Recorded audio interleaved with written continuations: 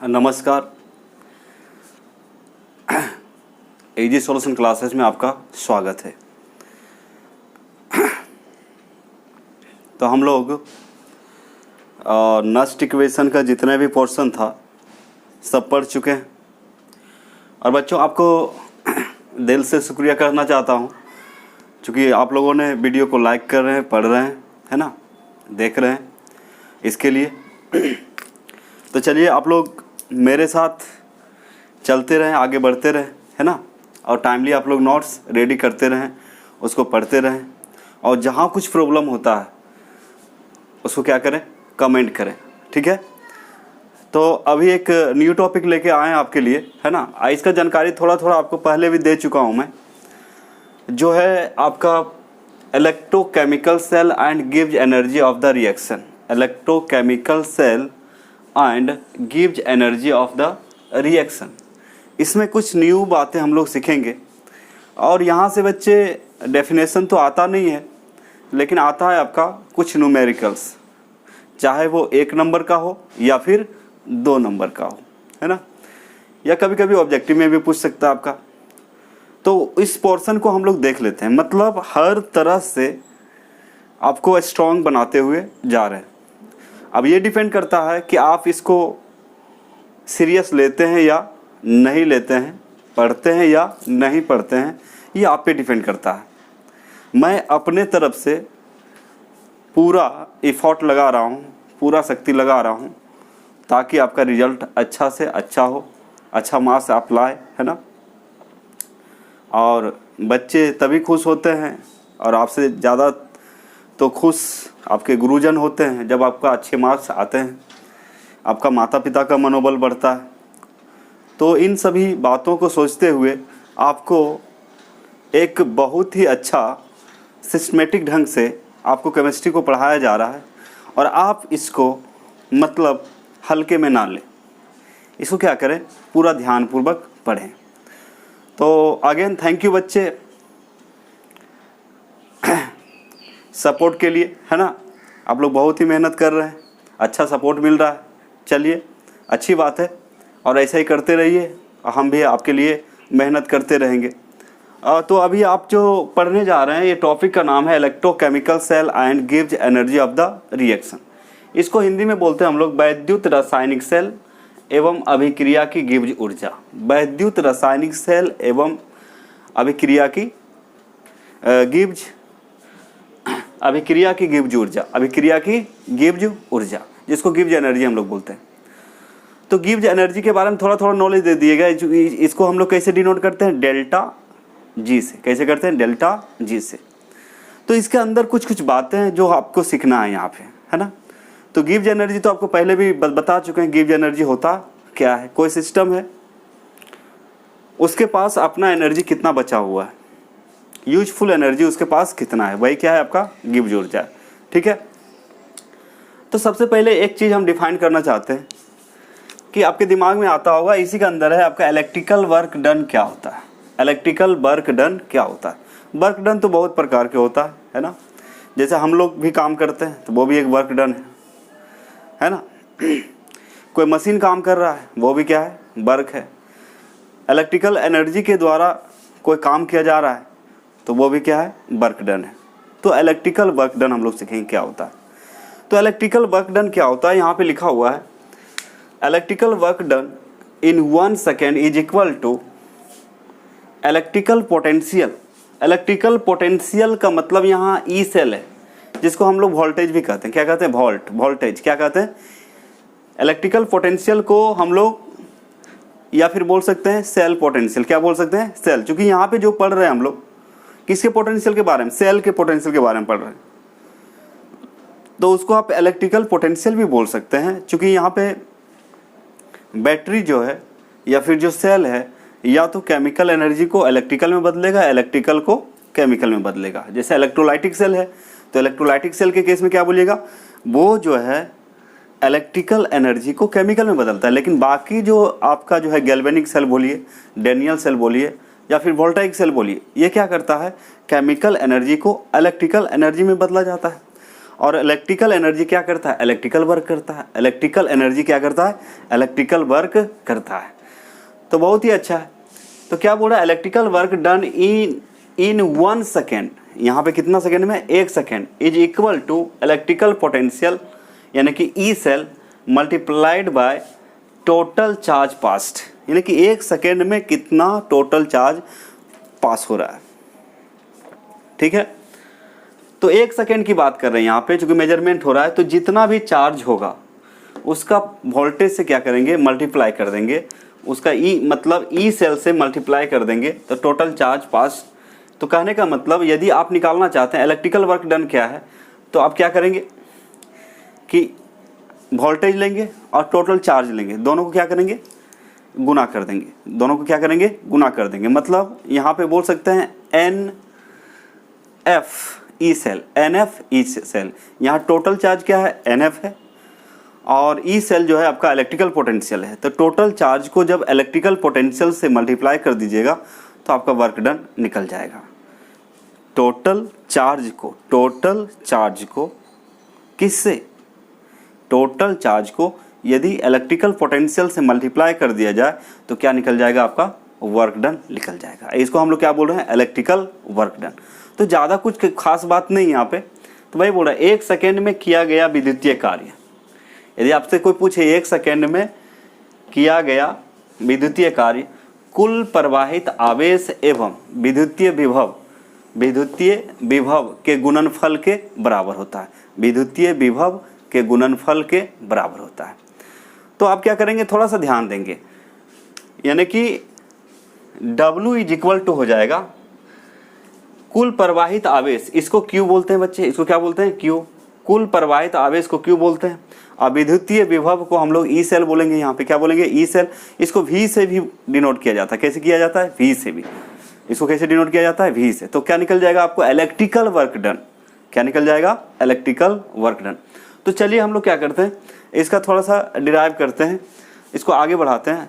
आप क्या करें इसको, तो इतना तो याद रहेगा ना, 1 सेकेंड में किया गया विद्युतीय कार्य, 1 सेकेंड में, जैसे इलेक्ट्रिकल वर्क डन क्या होता है, 1 सेकेंड में किया गया विद्युतीय कार्य कुल प्रवाहित आवेश एवं विद्युतीय विभव के गुणनफल के बराबर होता है। याद रहेगा ना, कुल प्रवाहित आवेश एवं विद्युतीय विभव के गुणनफल के बराबर होता है। अब चलिए इसका फटाफट क्या ले लें आप लोग, स्क्रीनशॉट ले लें, इसका स्क्रीनशॉट लें, उसके बाद फिर आगे इसको बढ़ाते हैं जल्दी से।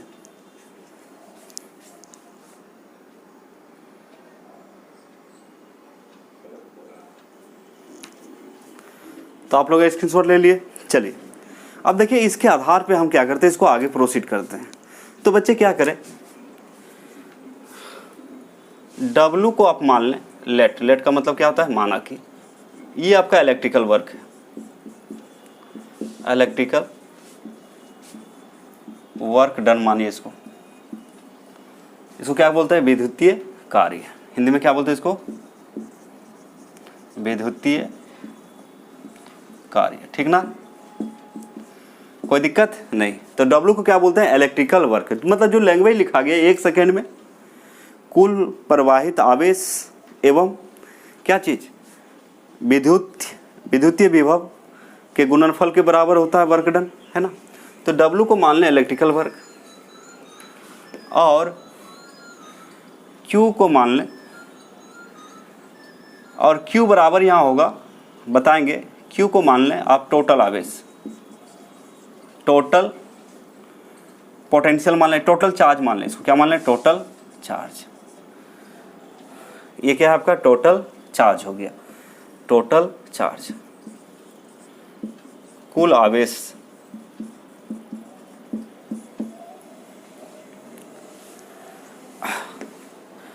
और जो पोटेंशियल होगा आपका, पोटेंशियल, इसको भी माने, भी को माने इलेक्ट्रिकल पोटेंशियल, अभी के लिए इलेक्ट्रिकल पोटेंशियल, विद्युतीय विभव, इसको क्या माने आप, विद्युतीय विभव, ठीक है। और एक चीज और आप ध्यान देंगे कि Q जो है यहाँ के लिए, इस स्थिति के लिए Q जो होगा आपका ई सेल के बराबर होगा। अब ई सेल क्या है यहाँ पे, इसी को हम लोग बोलते हैं इलेक्ट्रिकल पोटेंशियल, बोलिए इसी को हम लोग बोलते हैं सेल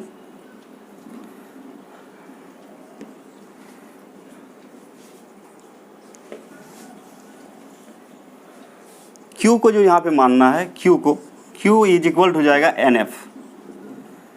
ये पहले भी बता चुके हैं, Q बराबर कितना लेंगे यहाँ पे NF। N है यहाँ पे नंबर्स ऑफ आयंस और F है आपका फैराडे कांस्टेंट। क्या है? Faraday constant. तो आपको टोटल चार्ज निकालना है, तो जितने इलेक्ट्रॉन्स फ्लो हो रहा है उसको फैराडे कांस्टेंट से क्या करेंगे, हम लोग गुना कर देंगे, तो क्या निकल जाएगा आपका टोटल चार्ज निकल जाएगा। क्या निकल जाएगा? Total charge. अब V जो है वो ई सेल के बराबर है। V को आप क्या बोलिएगा यहाँ पे, मतलब केमिस्ट्री के लिए, इस चैप्टर के लिए आप Q is equal to NF बोल ले सकते हैं, आप V को ले सकते हैं ई सेल, है ना। V को क्या ले सकते हैं? E cell. तो ये है 1 मोल इलेक्ट्रॉन हो सकता है, 2 हो सकता है, N यहाँ पे, है ना, कितना फ्लो कर रहा है उसको हम लोग फैराडे के कांस्टेंट से मल्टीप्लाई कर देंगे। तो आपको V पता है, V को आप क्या बोल सकते हैं? ई सेल बोल सकते हैं, ठीक है। अब क्या करते हैं, सूत्र को अप्लाई करते हैं, फॉर्मूला को अप्लाई करते हैं। ये सब बातें आपको बताया गया है, ये सब आपको पता है। ई सेल को आप क्या बोल सकते हैं यहाँ पे, ई सेल को आप बोल सकते हैं इलेक्ट्रिकल पोटेंशियल बोल सकते हैं। क्या बोल सकते हैं? ई इलेक्ट्रिकल पोटेंशियल बोल सकते हैं। और Q को बोल सकते हैं NF। Q को क्या बोल सकते हैं? NF। N यहाँ पे नंबर्स ऑफ आयंस कितना, या numbers of moles of ions है, और F है आपका फैराडे कांस्टेंट। V यहाँ पे वोल्टेज है, जिसको हम लोग क्या बोल रहे हैं? V यहाँ पे क्या है? वोल्टेज, जिसको बोल रहे हैं ई सेल। क्या बोल रहे हैं? E cell. ई सेल का मतलब होता है आपका इलेक्ट्रिकल पोटेंशियल, या इसी को हम लोग बोलते हैं सेल पोटेंशियल। क्या बोलते हैं? सेल पोटेंशियल, ठीक है। अब क्या करना है, याद रखिएगा, Q यहाँ पे चार्ज है, अभी यहाँ पे इलेक्ट्रिकल पोटेंशियल है, और इसी को हम लोग बोलते हैं ई सेल। ई सेल को भी आप इलेक्ट्रिकल पोटेंशियल बोल सकते हैं या फिर सेल पोटेंशियल बोल सकते हैं। अब क्या करना है आपका जो है परिभाषा के अनुसार, तो वर्क डन, या बोल सकते हैं electrical work done is equal to, कितना लिखा जा सकता है? Electrical work done is equal to लिख सकते हैं टोटल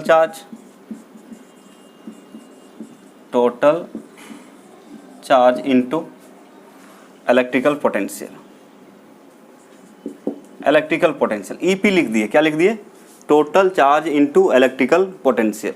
याद रखिएगा ईपी। ईपी का मतलब क्या है? Electrical potential. याद रखेंगे इलेक्ट्रिकल वर्क डन बराबर total charge into EP. EP का मतलब है इलेक्ट्रिकल पोटेंशियल। ईपी का मतलब इलेक्ट्रिकल पोटेंशियल, जिसका मतलब होता है विद्युतीय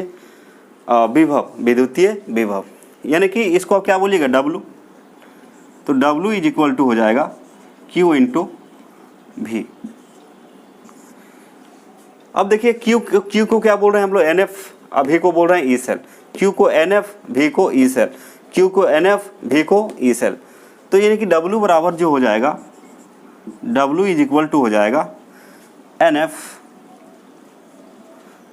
और ई सेल। यहाँ वोल्टेज को क्या कहा जा रहा है? E cell. तो वर्क डन आपका निकल गया। तो electrical work done is equal to हो जाएगा NF into E cell. Electrical work done बराबर हो जाएगा NF into E cell, NF into E cell, ठीक है। अब क्या करें, इसका स्क्रीनशॉट ले लें। अब यहाँ रिलेट करना है गिव्ज एनर्जी के साथ। तो वर्क डन जो होता है वो गिव्ज एनर्जी के बराबर होता है, लेकिन रिवर्सेबल वर्क डन। तो कहने का मतलब इसको सेट करेंगे हम लोग गिव्ज ऊर्जा के साथ। किसके साथ? गिव्ज ऊर्जा के साथ।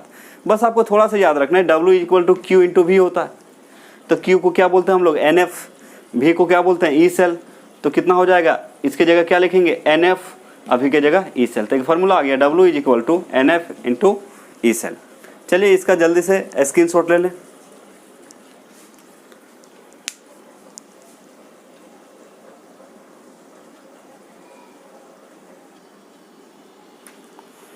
अब देखिए बच्चे आगे क्या बोलता है। रिवर्सेबल वर्क यहाँ पे दिया हुआ है। The reversible work done by the galvanic cell. Galvanic cell को आप इलेक्ट्रोकेमिकल सेल बोल सकते हैं। गैल्वेनिक सेल को ये क्या बोल सकते हैं? Electrochemical cell. Is equal to decrease in its गिव्ज एनर्जी। अब जैसे बच्चे कोई बैटरी है, कोई सेल है, और उसमें उसको क्या करेंगे, उससे करंट यदि फ्लो होगा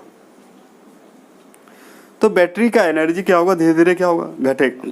जैसे जैसे टाइम गुजरेगा एनर्जी क्या होगा, घटेगा। जैसे टॉर्च में बैटरी लगाते हैं कि हमेशा चलता है, एक समय ऐसा आता है कि वो क्या होता है, ख़त्म हो जाता है।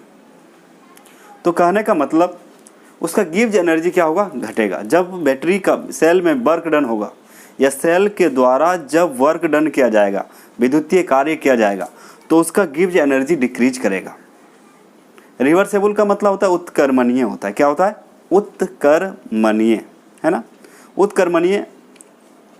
तो कहने का मतलब गैल्वेनी सेल के द्वारा, यहाँ पे क्या बोल सकते हैं इसको, गैल्वेनी सेल के द्वारा,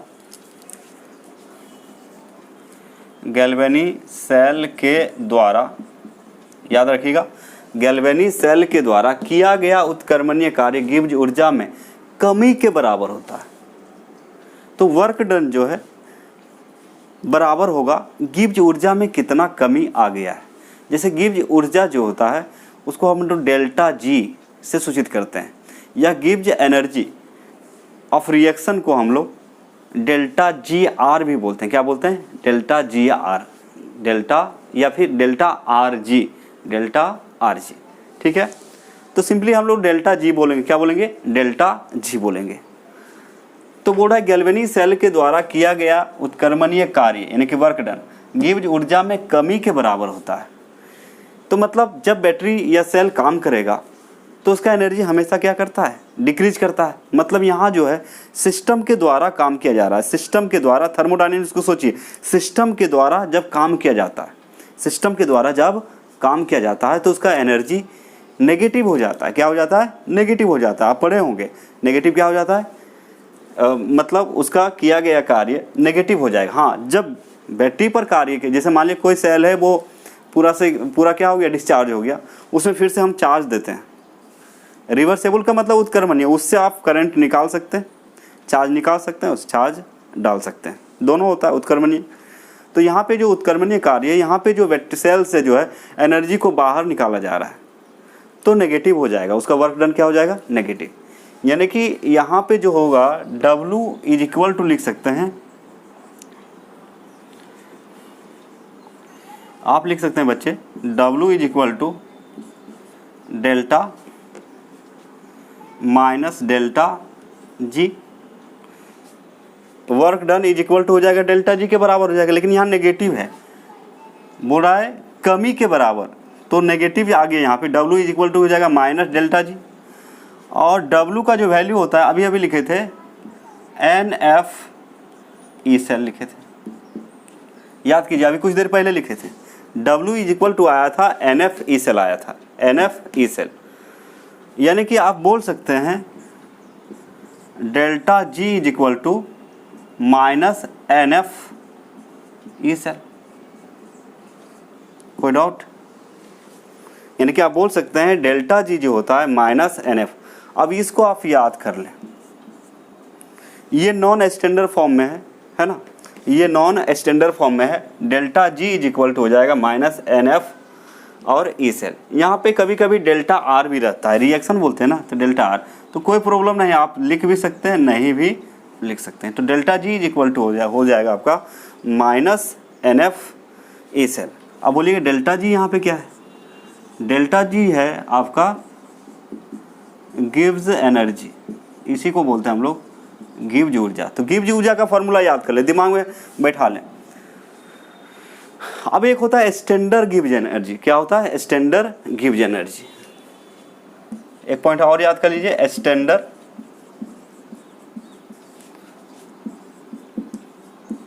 गिव्स एनर्जी, मानक गिव्स ऊर्जा, मानक गिव्स ऊर्जा। अब ये मानक गिव्स ऊर्जा क्या होता है, तो मानक में क्या, सिर्फ यहाँ पे आप स्टैंडर्ड फॉर्म लगा देंगे, तो यानी कि इसको आप लिख सकते हैं डेल्टा, यानी कि इसको आप लिख सकते हैं delta G standard, delta G standard. जब स्टैंडर्ड फॉर्म लेंगे तो जो सेल पोटेंशियल होगा या इलेक्ट्रिकल पोटेंशियल होगा वो भी किस में रहना चाहिए, स्टैंडर्ड फॉर्म में रहना चाहिए। तो डेल्टा जी स्टैंडर्ड इक्वल हो जाएगा माइनस NF तो रहेगा ही, और हो जाएगा आपका ई सेल स्टैंडर्ड। तो स्टैंडर्ड गिव्स एनर्जी को हम लोग लिखते हैं डेल्टा जी स्टैंडर्ड। तो सब तो वही रहेगा, सिर्फ क्या हो जाएगा delta G standard is equal to minus NF और ई सेल। तो डेल्टा यानी कि ये हो जाएगा आपका delta G standard is equal to minus NF E cell हो जाएगा, है ना। तो इसको याद रखना है आपको, है ना। इसको क्या पढ़ते हैं स्टैंडर्ड गिव्स एनर्जी, एन यहाँ पे नंबर्स ऑफ आयन कितना पार्टिसिपेट कर रहा है रिएक्शन में, एफ आपका फैराडे कांस्टेंट है जो आपको पता है, और इसको पढ़ते हैं ई सेल, इसको पढ़ता है स्टैंडर्ड सेल पोटेंशियल, या फिर आप बोल सकते हैं इसको स्टैंडर्ड इलेक्ट्रिकल पोटेंशियल भी बोल सकते हैं, या फिर इसी को बोल सकते हैं स्टैंडर्ड इलेक्ट्रिकल पोटेंशियल।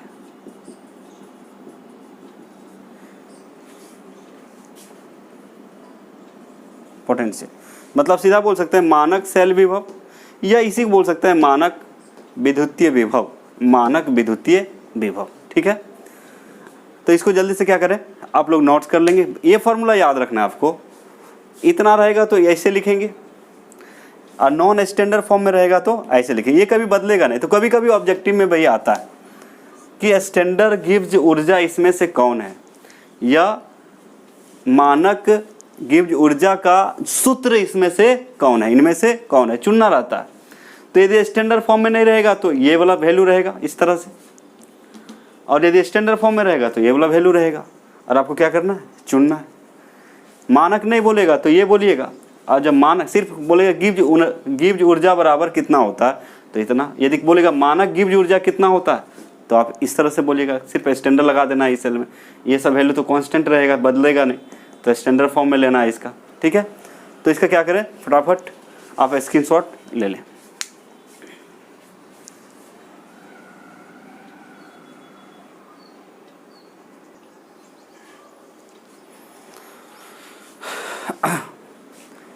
और बच्चे दो बात और ध्यान में रखेंगे जो आपको ऑब्जेक्टिव में हेल्प करेगा। देखिए नोट यहाँ पे लिख दिए, नोट का मतलब होता है ध्यान दें, ठीक है। बोला है delta G is an extensive thermodynamic property. Thermodynamic का मतलब होता है उष्मागतिकी, क्या होता है, उष्मागतिकी, which values depend on the numbers of ion. याद रखिएगा यदि कोई पूछे डेल्टा जी का वैल्यू किस पर निर्भर करता है तो नंबर्स ऑफ आयन पे करता है, एन पर करता है, किस पे करता है, आ रहा था वैल्यू डेल्टा जी, क्या आ रहा है, delta G is equal to होता है माइनस NF ई सेल होता है। तो मान लीजिए F तो कांस्टेंट हो गया, F क्या हो गया, कांस्टेंट, और ई सेल का भी वैल्यू फिक्स होगा कुछ न कुछ, लेकिन यहाँ पे डिपेंड किस पे करेगा, नंबर्स ऑफ आयन पर, N पे करेगा, किस पर करेगा, N पर। तो इसको ऑब्जेक्टिव के लिए याद कीजिएगा, ऑब्जेक्टिव के लिए क्या करेंगे, इसको याद करिएगा। तो याद रखिएगा delta G is an extensive thermodynamic property which values depend on the numbers of ion. Numbers of ion कहने का मतलब N पर निर्भर करता है। तो डेल्टा जी एक मात्रात्मक उष्मागतिकी गुण है, उष्मागतिकी गुण है जिसका मान आयनों की संख्या पर निर्भर करता है। तो एक्सटेंसिव का मतलब विस्तीर्ण भी होता है, क्या होता है,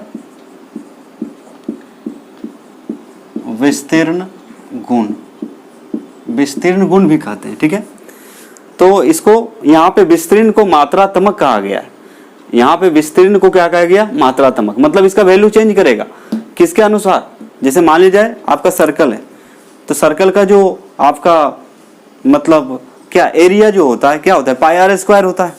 तो पाई का तो वैल्यू कांस्टेंट है, पाई का वैल्यू कांस्टेंट 22/7, लेकिन यहाँ पे उसका एरिया किस पर निर्भर करेगा, r पर करेगा।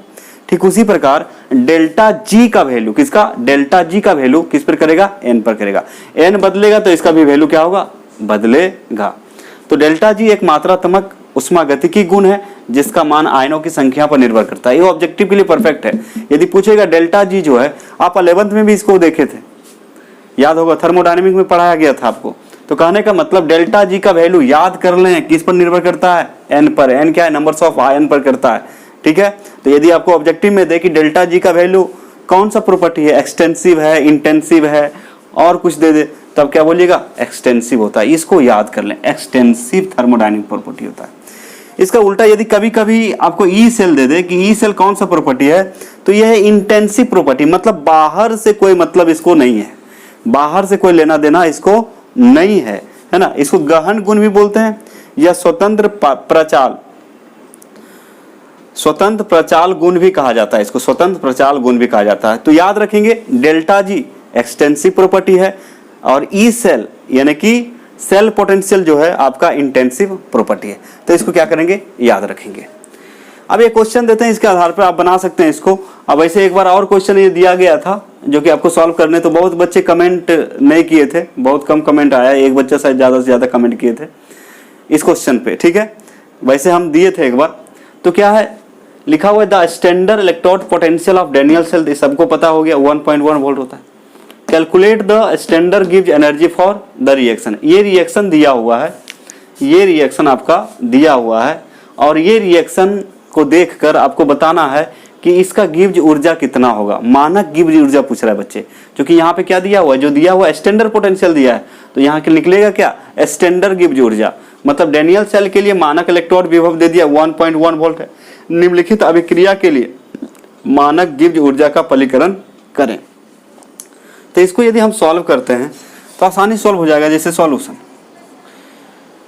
जो दिया गया है, गिवन क्या क्या है, गिवन है आपका E cell standard, E cell standard दे दिया 1.1 वोल्ट, ठीक है। और क्या दे दिया, एन दे दिया 2। ये इस रिएक्शन को देखें तो पार्टिसिपेटिंग इलेक्ट्रॉन कितना है, 2, कितना है 2। तो ई सेल मिल गया, एन मिल गया। और एफ का जो वैल्यू लेते हैं 96500 कूलम इंटू मोल इनवर्स, क्या लेते हैं, कूलम इंटू मोल इनवर्स। अब सब वैल्यू आपके पास है ना, टोटल वैल्यू आपके पास है। आप क्या करेंगे, इसको कैलकुलेट कर देंगे। तो देखिए कैसे कैलकुलेट होगा, सिर्फ क्या करना है, आपको वैल्यू को पुट कर देना है। तो एन पता है, एफ पता है और ये सेल दिया हुआ है। तो फ्राइडे कांस्टेंट आप लोग याद कर ले, ये क्वेश्चन में रहेगा नहीं। और उसके बाद आराम से क्या कर सकते हैं, बहुत सारा क्वेश्चन सिंपल वे में, मतलब put the value get the answer वाला काम है ये। सिर्फ आपको फॉर्मूला आना चाहिए। इस तरह का जो भी क्वेश्चन रहेगा आप बता सकते हैं और रिएक्शन देख के आप एन निकाल सकते हैं। एन कितना है, एन यहाँ पे होता है नंबर्स ऑफ पार्टिसिपेटिंग इलेक्ट्रॉन या फिर आयंस। अब देखिए इसको, तो वी नो दैट आप क्या जानते हैं, डेल्टा जी स्टैंडर्ड, इसी को क्या बोलता है, स्टैंडर्ड गिव्स एनर्जी, इसी को पूछ रहा है, बराबर होता है माइनस NF और ई सेल स्टैंडर्ड में लेंगे। ई सेल क्या लेंगे, ई सेल स्टैंडर्ड लेंगे, ठीक है। वैल्यू को पुट कर दें आप लोग, माइनस 2 एन के जगह कितना लेंगे 2, एफ के जगह 96500 कूलम इंटू मोल इनवर्स और इंटू 1.1 वोल्ट, 1.1 वोल्ट। एक बात याद रखिएगा, याद क्या रखना है आपको, C इंटू वी को गुना करेंगे तो ये जूल हो जाएगा एनर्जी। ये क्या हो जाएगा आपका, जूल बोलते हैं, क्या बोलते हैं, जूल। कूलम को वोल्टेज से गुना करेंगे तो क्या आएगा आपका, जूल। तो इसको पूरा गुना करेंगे बच्चे तो आएगा माइनस 212 300 और जूल इंटू मोल इनवर्स, ये वैल्यू आएगा। क्योंकि आपको बता दिए C और V को गुना कीजिएगा तो क्या हो जाएगा, जूल, तो जूल इंटू मोल इनवर्स। अब इसको किलो जूल में बदलें, इसको क्या करें, किलो जूल में बदलना है। तो क्या करना है, सिंपली 1000 से भागा देना है, 212 अपॉन 1000। और अब यह क्या लिखाएगा, kilo joule into mole inverse. तो इसको लिख सकते हैं माइनस 212.3 या 300 लिख सकते हैं, kilo joule into mole inverse. ये क्या हो जाएगा, आंसर। तो बहुत ही सिंपल होता है, आपको ये फार्मूला ध्यान में रखना है। उसके बाद कोई भी क्वेश्चन, कोई भी रिएक्शन दिया रहेगा, इसके आधार पे आप क्या कर सकते हैं, बना सकते हैं। तो बहुत ही सिंपल था बच्चे। तो ठीक है, नेक्स्ट हम लोग पढ़ेंगे अब आगे, जो कि इम्पोर्टेंट आने वाला, जैसे व्हीटस्टोन ब्रिज पढ़ना है, व्हीटस्टोन ब्रिज और कंडक्टेंस ऑफ इलेक्ट्रोलाइटिक सॉल्यूशन, ये सारी चीज़ पढ़ने हैं। तो तब तक क्या करें, वीडियो को देखते रहें और नोट्स बनाते रहें, और जो समझ में नहीं आए उसको क्या करें, पूछ लिया करें। तो नेक्स्ट लेक्चर में क्या आपको क्या करेंगे, बता दिया जाएगा। तो कुछ कुछ बातें जो ऑब्जेक्टिव में आपको हेल्प करेगा, जैसे इसका फार्मूला ऑब्जेक्टिव में हेल्प करेगा, या फिर ऑब्जेक्टिव टाइप का भी क्वेश्चन इस टाइप का दे सकता है, वैल्यू आपको पूछ सकता है, आपको दे देगा ऑप्शन, तो ऐसे भी बना सकते हैं, है ना। फिर आपको बताया गिव एनर्जी जो होता है वो होता है एक्सटेंसिव प्रॉपर्टी होता है, एक्सटेंसिव थर्मोडायनेमिक प्रॉपर्टी। लेकिन ई सेल के बारे में पूछे, यानी कि सेल पोटेंशियल के बारे में, तो ये होता है इंटेंसिव। तो इतना बात तो आप ध्यान में रख सकते हैं, तो आपका ऑब्जेक्टिव भी क्या हो जाएगा, क्लियर हो जाएगा। और इसके आधार पर कोई भी क्वेश्चन देगा आपसे क्या हो जाएगा, सॉल्व हो जाएगा। सिर्फ कैलकुलेशन आपका ठीक होना चाहिए, ठीक है। तो आप हिम्मत ना हारें और डट के लड़े, और चलिए हम आपके साथ हैं, है ना। और फिर से थैंक यू, है ना। इसी तरह सपोर्ट करते रहें, वीडियो को देखते रहें, नोट्स बनाते रहें और प्रिपरेशन बोर्ड के लिए करते रहें, और हम जो है आपका साथ देते रहेंगे, ठीक है। Okay, thank you very much.